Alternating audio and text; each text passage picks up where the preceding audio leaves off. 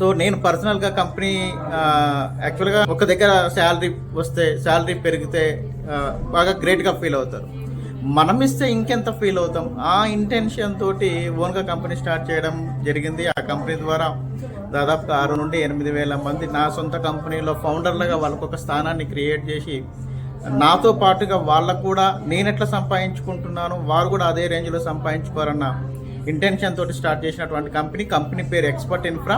ఆ పేరు కూడా గురువు గారి సజెషన్ చేయడం జరిగింది.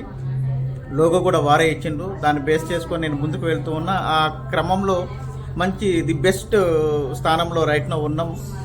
ఇంకా ఫ్యూచర్లో ఇంకా పెద్ద గోల్స్ అచీవ్ అవ్వాలని గురువుగారి ఆశీర్వాదం వల్ల జరుగుతుంది. అది పక్కాగా ఆ నమ్మకం నాకు ఉంది.